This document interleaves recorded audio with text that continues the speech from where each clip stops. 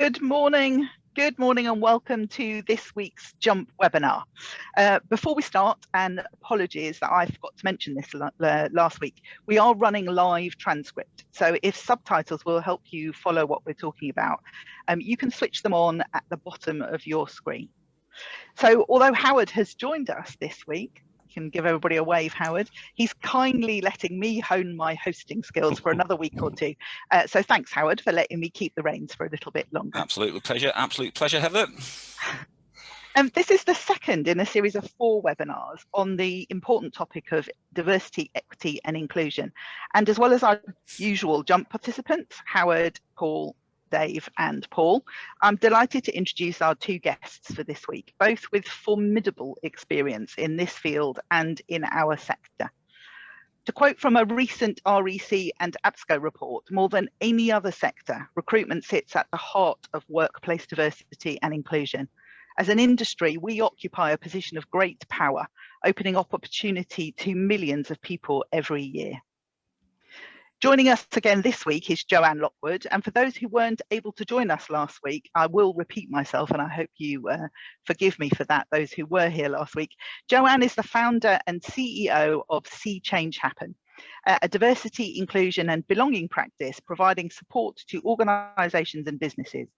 She previously spent time in the forces and in private banking before running her own very successful IT business, employing 25 people at its peak.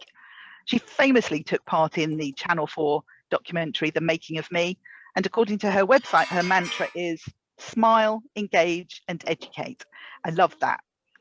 And she passionately believes that people are people, and no matter who they are, deserve to be treated with dignity and respect. Welcome, Joanne. Thank you, Heather. Thank you very much. Second guest is Neil Carberry. Neil was appointed as Chief Executive of the Recruitment and Employment Confederation in June 2018, having been Managing Director at the Confederation of British Industry, the CBI, where he led the CBI's work on the labour market, skills, energy and infrastructure. Neil began his career in recruitment working for an executive search firm called Fraser Watson before doing a postgraduate degree in human resources and then joining the CBI. He's also a member of the Council of the Conciliation Service, ACAS, and of the Low Pay Commission, where he helps guide pay policy in the UK. And he's on the board of the World Employment Confederation and of a primary academy trust in Oxfordshire. You're both very welcome, and I hope that you enjoy being in discussion with us. Thanks, Heather. So last week, we talked about creating an inclusive culture within our own recruitment businesses and how important it was to create an inclusive culture. As a starting point. And this week, we're going to turn the focus slightly outwards and start to think about our clients and aligning ourselves with our clients and with our clients' goals. So let's get going with our first question to start discussion. Joanne and Neil, in your work with organisations, how important is DE&I to our client base at the moment? You can volunteer for who wants to go first. Neil, do you want to go? I'm happy to go. I'm happy for Jan to go. Shall I have a? Yes, shall I have a please, start? Neil. Look, there's a lot here about what you say and what you do, and I think most client organisations have espoused the values of taking DE&I seriously for many years now, and that's really important. What's changed, I think, in the last couple of years from the HRDs I talk to is a real sense that we are moving on to action. And I'd start with a quote that from Antonio Horta-Sario, who led Lloyd's for almost a decade. And he said, things didn't start to move in the organization until I stopped saying diversity was important and I started throwing back shortlists that were not diverse.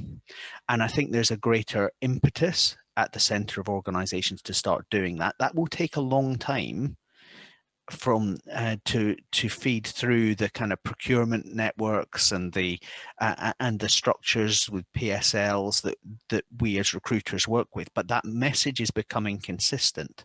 And I don't think we should get too far into today's webinar without addressing the events of Sunday night and Monday morning.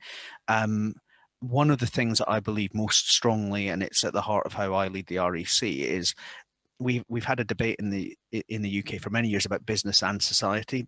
it's a false dichotomy, and actually it damages business to view it as some way separate from society. Business is of society, and I think many business leaders will have looked at what happened to those boys on Sunday night and Monday morning and appreciated how far we all still have to go. And that sense that business can be a powerful tool for good, I think will keep coming back in how companies view themselves. And that's the kind of slightly kind of values driven answer. And I think it's increasingly important. But let's tie it to the cold hard commercial answer, which is every recruitment business in the country right now is telling me that there's a massive candidate shortage. And if you've got access to the right candidates as a recruitment business, you're going to do well because clients are scrabbling for them. Great. Youth unemployment's 30% in almost every part of the country. So there's a big problem here about inclusion, and it's a sharp commercial problem which will remain sharp through the next decade and more, which we have to solve, and which is driving so you got those kind of flanking attacks on. If you're a chief exec or an HRD of a major business, you're seeing a debate in our society that we feel we have a role in. Purpose-based leadership is increasingly important in the FTSE 250. And on the other side, you're seeing your TA guys screaming at you because they can't find candidates. So those two things together just mean this is going to be super important, and you're going to want to work with partners, whoever they are, who can help you solve some of those problems. Thanks, Neil. Good opening comments. Joanne, what would you like to add to that? Yeah, again, I'll mention the Sunday nights, Monday morning. And what we're seeing now is businesses realizing they can't be silent. They can't just be passive on this matter. There was a person who was tweeting racist remarks who works for a Manchester-based estate agency. The organisation realised that the actions of their employees have brand damage. They understand. So what's the why of DE&I? It's recognising that your brand is who you are, your people. And I think what we need to do is recognise that you have to have these zero tolerance lines within an organisation around what is acceptable language, what you stand for as an organisation. And this is not being performative. This is not just painting things with a rainbow, putting out a bland BLM statement every so often and tweeting a few things. This is what do you truly stand for? Are you prepared to put your reputation on the line and say, we are anti-racist, we are anti-homophobic, we are anti-whatever it is? And then backing that up with action. Investing in causes, investing in policy change, lobbying Parliament, lobbying MPs, using your influence as a corporate ally to make sure that you stand for something. Because your employees will see that. They want to feel psychological safety. They want to know they can trust you. If they know that people in their organisation, their colleagues either side of them, have been tweeting these remarks, how do they feel? Now, that undermines the entire well-beingness and psychological safety of an organisation. So I think we've gone beyond these bland statements, and now we need to make positive action around this. And it may well be you need to fire some clients because your clients don't meet your values. And if you don't bring your own values to play, then maybe you will be fired by one of your clients because you're not delivering their value proposition. So I think we're going to see this passing down the chain. People want to see what you're doing. And when we talk about recruitment in more detail in a minute, then it's really, really important to be able to evidence what you're doing. And it's not about bland statements. So I think Sunday night has taught us again. We had George Floyd last year. We had Sarah Everard murder. We have violence against women and girls. We've had Me Too movement. We've all of this, and we keep having these events, and people keep putting out these statements. So what are you going to do as an organisation to change the goalposts and make sure that we are achieving this change in society, not just in your organisation? So I think the mission I would say to organisations is you can be part of the difference in society as well as your organisation. You have to lead that because people work for you. They're coming to you. They're looking to you for leadership.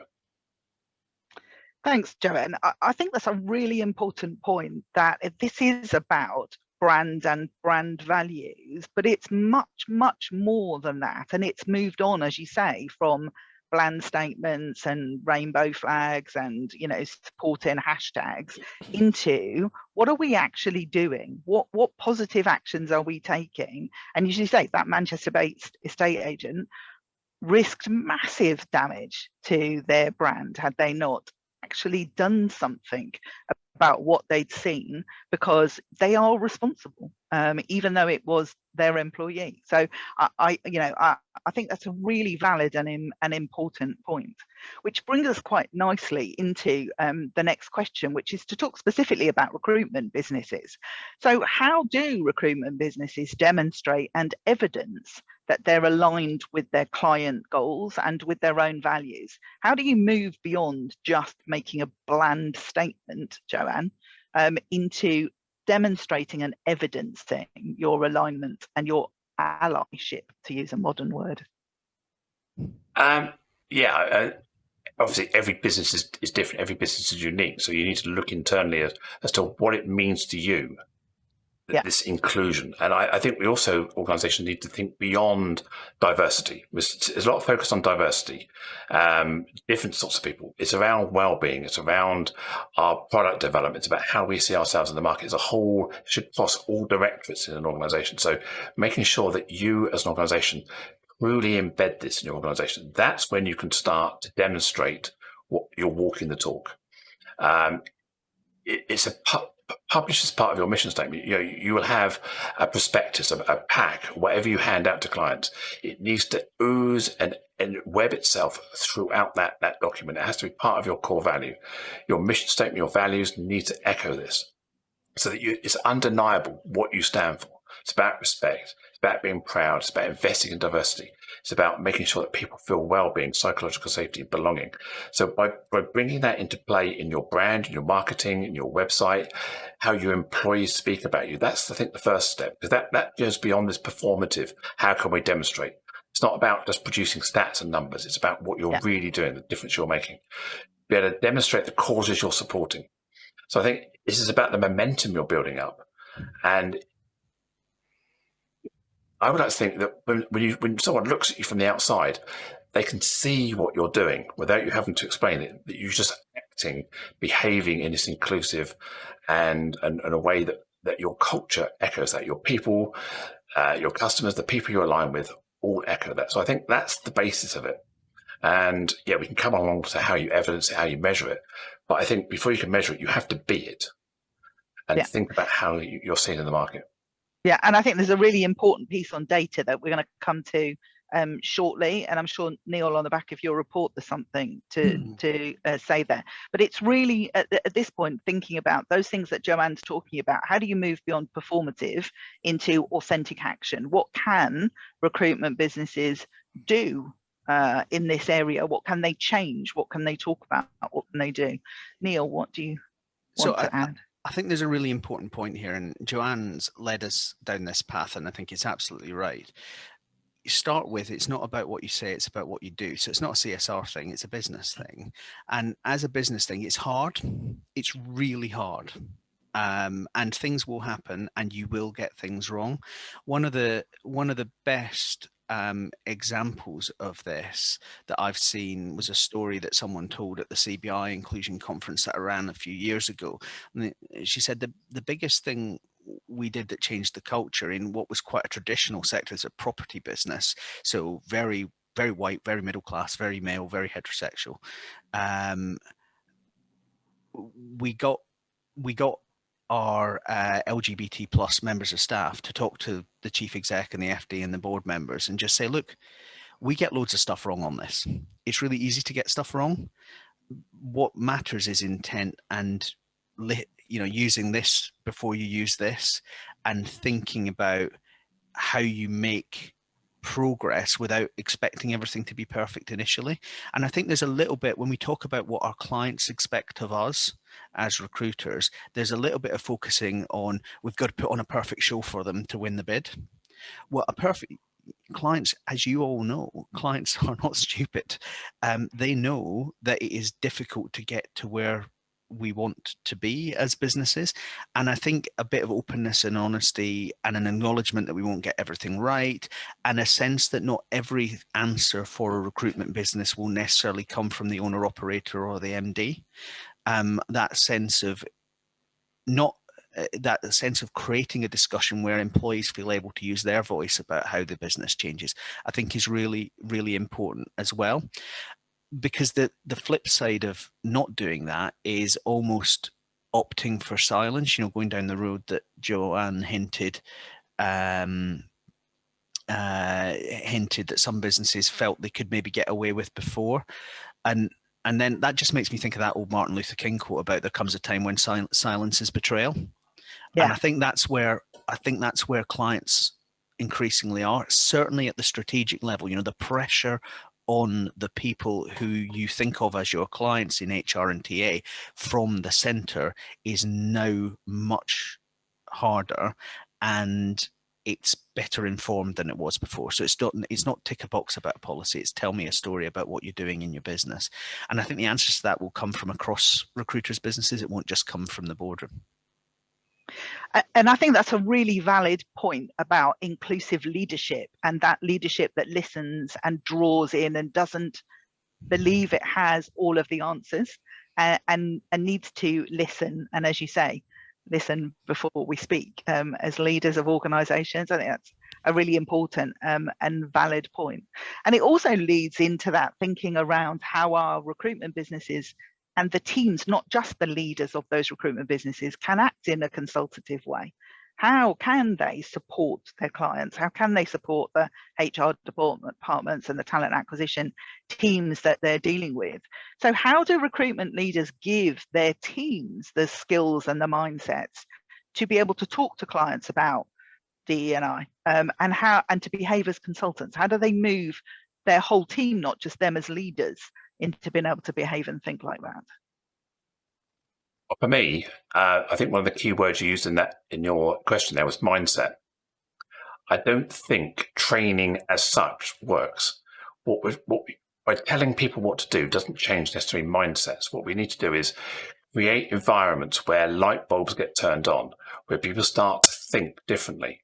And I think a lot of D&I work, you can boil it down to emotional intelligence and cultural intelligence. It's EQ and CQ. It's about building empathy and compassion. It's about understanding different cultures, different value systems, different beliefs, different ways of thinking. And if you study cultural awareness and cultural intelligence, it's all about your thirst for knowledge, thirst for exploring different cultures. And I'm not just talking about race and ethnicity. I'm talking about the culture of disability, the language of disability, the language of autism, the language of neurodiversity, understanding what matters to those people and how their communities think and talk to each other. So you can't necessarily put someone on a training course and learn this. What you really want to do is create a mindset in people where they have a thirst for knowledge. And they become self-starting, they self-actuate, and they want to find out more. And so combine that with this emotional intelligence where you can build compassion, empathy for people, you can start to connect. So I think that starts at home. We can't do that and educate our clients and bring that mentality and thought process to our clients until it becomes part of our day-to-day ethos in our own organizations.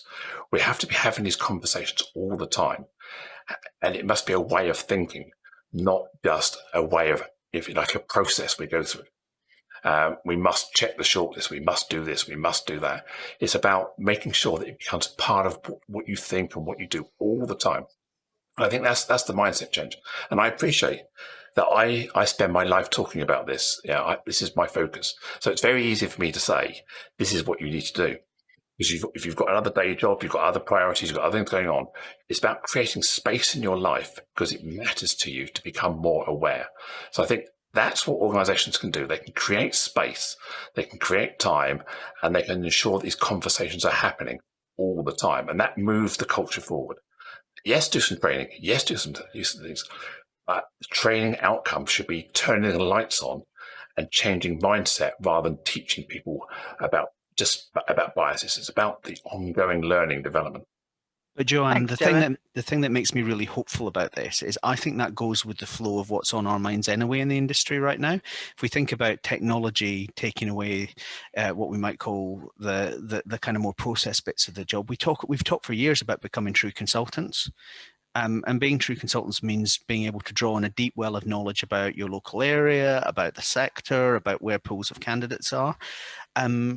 This feels like everything you've just said feels to me like it flows with that agenda for the change of the sector, that bridge across into the really high status professional services industry that we all know recruitment is. So I suppose I'd just amplify what you said by saying it doesn't feel like it feels like it's part of what we need to do in our businesses rather than something we need to do because clients want us to do, even though clients do want us to do it. Yeah, lovely. Can I just Paul, add an Mr. observation? Jacobs. Sorry, can I just add a quick observation? Of course, Joanne. This is about everybody in organisations doing this. And I've just looked through the attendee list, and I do this often on webinars, and I noticed that by using my judgment based on people's names, 90% of the people on this webinar would appear to be female. We need to get people who identify as male, people who are predominantly white, into the room to have these conversations. Whilst this becomes a female DE&i HR issue, we're never going to move change. So we want to be seeing more people of different backgrounds on these webinars where we can highlight that this is actually important to them, not just to the women in the organisations or the female-led organisations. Can I just step back a little bit there and just sort of question Neil there on a comment that you've just made there, where AI is coming in and it's making the mundane parts of recruitment. My son's on the autistic spectrum, he's got dyspraxia, etc., and he was discounted from, and I'm not saying 10, I'm saying probably 100 plus interview processes, purely because his ability to converse with people over a video when there's no one at the other side is almost zero. When you actually meet him face to face, and once he feels a little bit more comfortable, yes, he can have a conversation. He's very eloquent with his conversation, but the amount of companies that he applied to, and that includes major blue chips, major SMEs and small SMEs that have all gone down that marketplace, is that then just a tick box exercise for them saying they were trying to hit the diversity because we can't see who's applying and what have you, where they're not actually thinking the full diversity spectrum, where they're excluding quite a lot of the marketplace who are, dyslexic, dyspraxic, on the autism scale, etc. It's such a good question, Howard, and a lot of fellow feeling from me because I'm blessed with a daughter who's on the spectrum as well, and we're thinking about all these things in terms of her future and how she interacts with systems that are designed for people who are neurotypical. And in fact, one of the things I'm proudest of at ACAS with my council role recently is the work we're beginning to do, led by Jill Dix on the ACAS team, to support employers to think about neurodiversity in the workplace.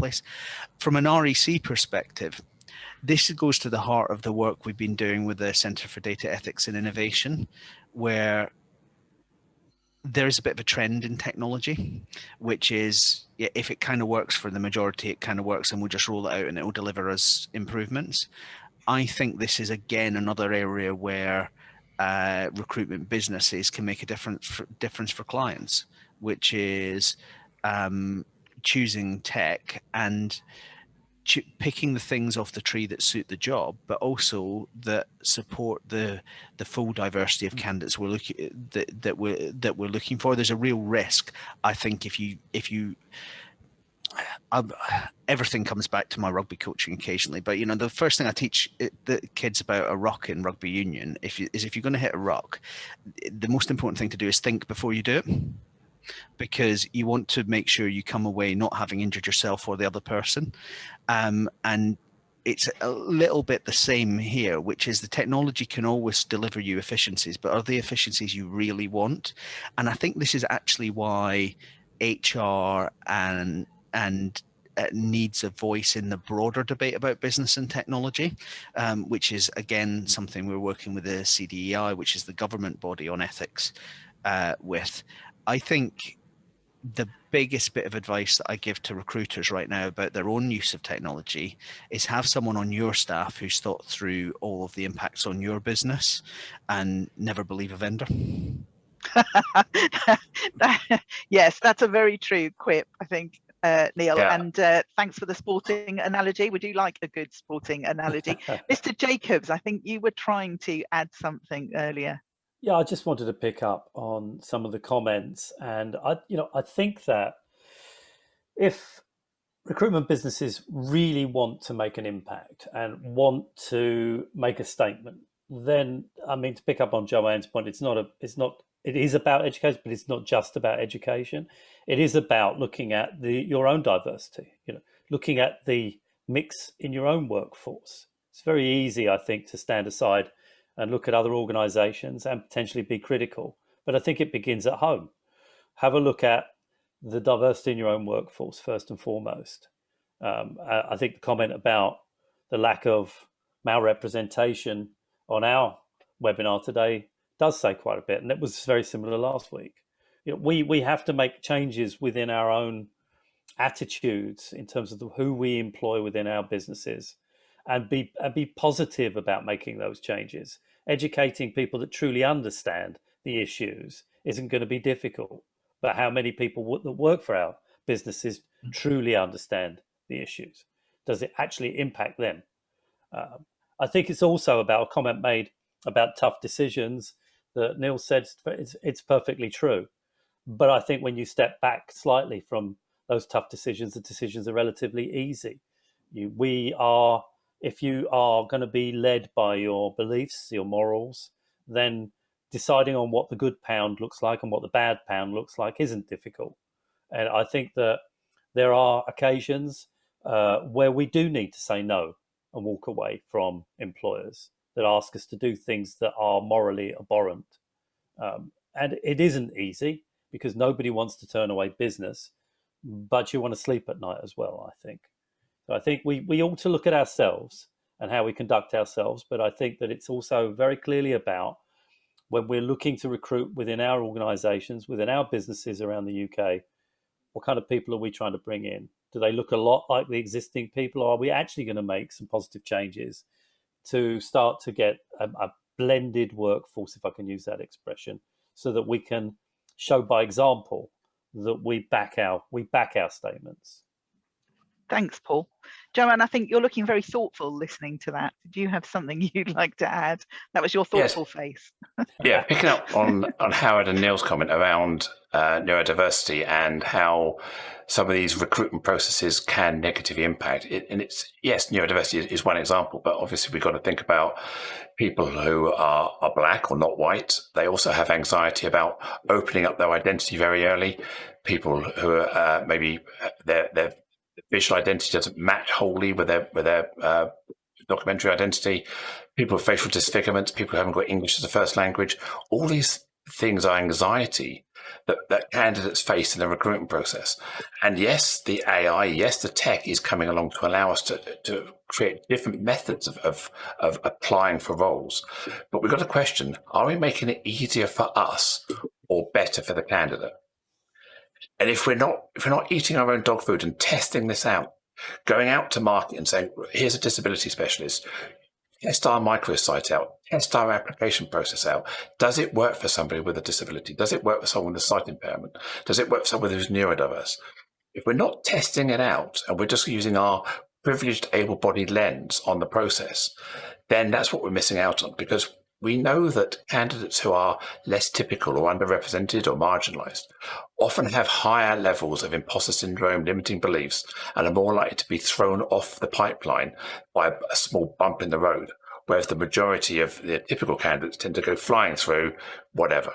So how we treat our candidates from the very first point of contact and through that pipeline is really important, because I think we're losing a lot of people by making our process inaccessible. And that's where I think we need to focus. Joanne, I think that's a really important point. And it's not just as recruitment businesses, our processes and our pipeline, it's working with our clients on their processes and their pipeline and acting as an advisor and a consultant to them. Sorry, Neil, I think you were going to say something at that point. So just to add to this. I'll give you one small example of something that was on my mind on the LPC, and I'm stepping down this month after 7 years from the Low Pay Commission. But I've become powerfully aware, talking to workers over the last couple of years, that the site through which most workers find their job isn't kind of any recruiter's website. It isn't Indeed or any of the job sites. It's Facebook. That's where most people in Britain find work online right now. We don't see it because we work in white collar jobs, but that sense of kind of thinking about where our communities are. So why are we struggling to find non-white candidates for our jobs? Because they're looking for jobs on Facebook, not on Indeed or on our websites as recruiters. So fine, how do we find those people? How do we reach across that bridge? It's just a little kind of amplification of what Joanne just said, which is one of the challenges is people are not where they traditionally were, and actually clients aren't where they traditionally were. And one of the skills I think for all of us as recruitment businesses is going to be constantly trying to work out what the problems clients and candidates have that we need to solve for them. And I think that goes back to the point you made earlier, Neil, about listening before we're speaking, listening before we're taking action. We need to be listening to those pools of candidates that we can't find to find out where they look for jobs. We can't just put ads out in the places we've always put them and expect to get a different, it's the definition of madness, isn't it? To get a different, more diverse tool if we're using the same tools and methods that we've already had. So we need to be listening, and we need to be learning and understanding where those people are and why they're not applying, and how we encourage them for all the different reasons that you've all talked about. I'm going to say it's interesting on that, Heather, that the blue collar working recruitment agencies that I work with all have big Facebook communities and all drive that Facebook community. And I think the question that I want to sort of ask Joanne and ask Neil, that, as you said, you look at the attendee, that, there's only 2 male attendees on that list who are outside the panelists. And to me, the question is then, how do we get these people into the room to actually get the conversation with them? Paul Sharp and I have spent all week doing different marketing things, trying to attract, train, prod, poke, anything to get the people into the room. And yet we've failed miserably at that. And I'm quite sad to say that we fail miserably, because our job is to try get diversity out to everybody. So the question is, how do we get those people in the room to listen to? I think the challenge is, in any of the D&I conversations, it's people who have felt marginalised, underrepresented or discriminated against already have that skin in the game. They already know what it feels like. They have that compassion, they have that empathy. So unless you've had that personal touch, it's really difficult sometimes to put it up on your personal agenda. You're focused on other things. So I think the challenge is, how do we raise awareness and I don't mean this discriminatory or anything, but into the straight white guy. And that's the market we need to be talking to.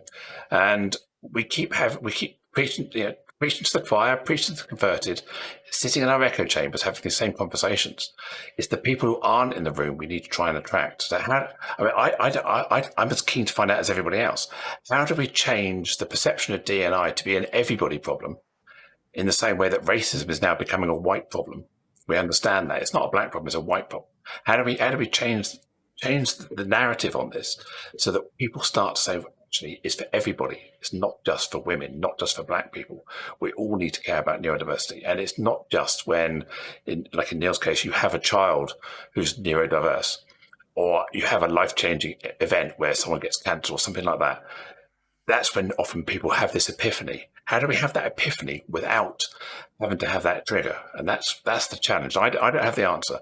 I just know that every time I have these conversations with people, I'm talking to people who are already converted. We're all nodding at each other going, yeah. So how do we get everybody else involved? And maybe I push that question out to the men in the room and say, how do we get you more excited? I don't have the answer to that. So it's a very interesting comment, isn't it, about the the white male being the, castigated there as the issue. I mean, I went to a very multiracial school, and I can say there was certain, factors that hated each other, and it wasn't the white factor that was involved in those sectors. So I think it's getting everybody in the room, not just the white male in the room, that's the bigger thing. And then the majority of those people should be the white male, because that's the majority in the country, absolutely. But it's having the right people and the right number of people, and that's having both sets of people in the room, not just the white male in the room. So I think it's having both factors in the room to understand both sides. I think it's a really, really important point, and I think there is much to be debated about how we get a bigger audience. I'm really conscious, though, that we have got an audience, so I would, if with permission, just want to shift the questions back to meeting the needs of the audience that we have got. Paul last week was desperate to ask a question, and we ran out of time. And since, as ever, we are running out of time again, I'd like to pull it back to that question and ask the question that Paul wanted to ask last week. The recent UK Recruitment Diversity and Inclusion report that the REC and APSCO put together highlighted a lack of data being collected by recruiters. Why do you think this is, and what should recruiters be doing differently? Paul, if you want to add to that question before we ask Joanne and Neil for their thoughts. I'm going to put Joanne and Neil on the spot rather than giving my answer. I'd like to hear their answer first. Neil. So our co-report, so I'll go first, and it's slightly linked to the discussion we're already having and some work I've been doing with the Centre for Corporate Governance. Some of this is about our tolerance for conflict in our workplaces. So, I'm an ODR guy. I left the sector to study industrial relations, fully intending to go and tuck my tie in and work in a car plant, and ended up working for the CBI. But I think it is about workplace voice.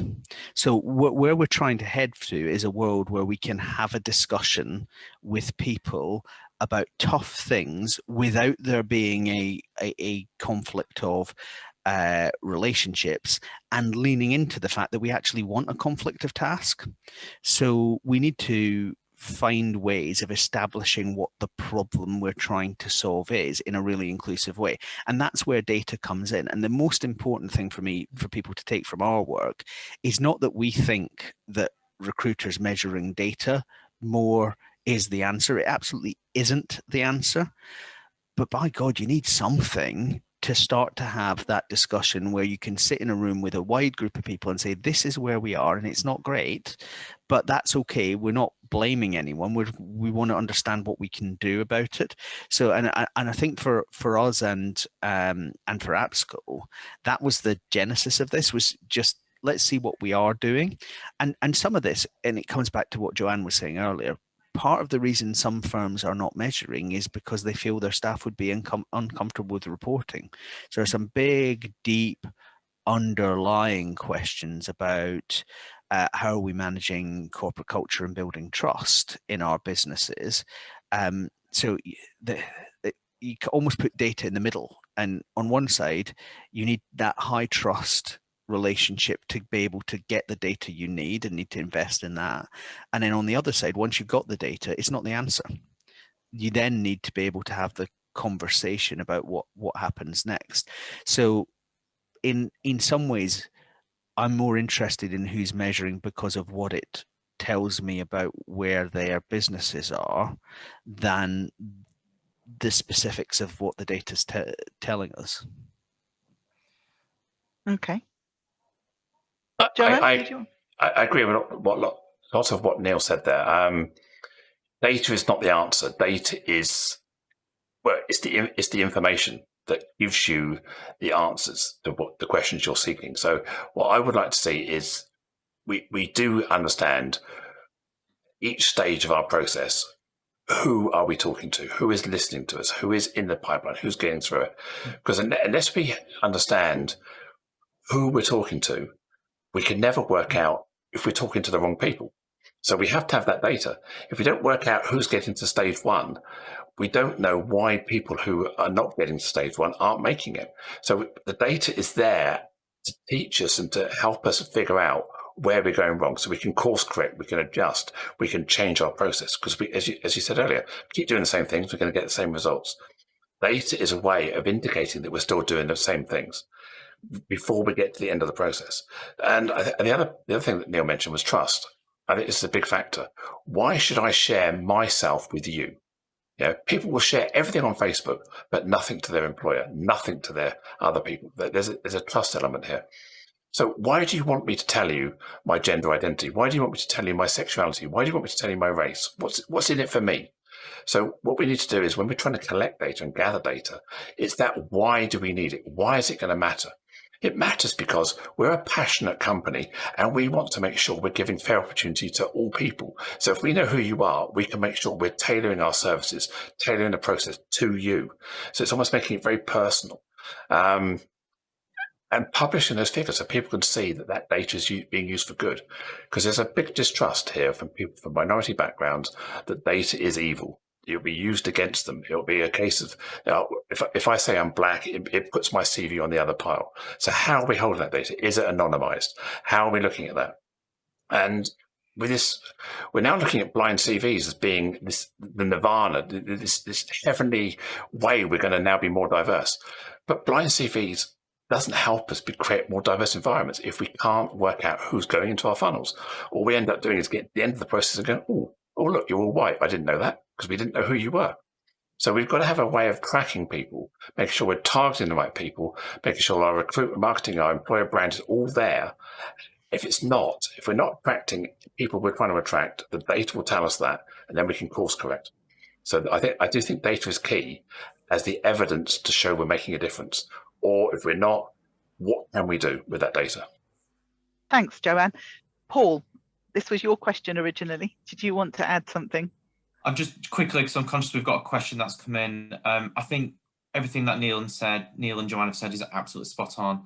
I think, what I'd ask every agency owner and leader to think about is, if your biggest client came to you today and started asking you questions around what you're doing, what you have done, what your team are doing, what your plan is, how you can evidence, what data you do have, how you use the data, what does your process look like?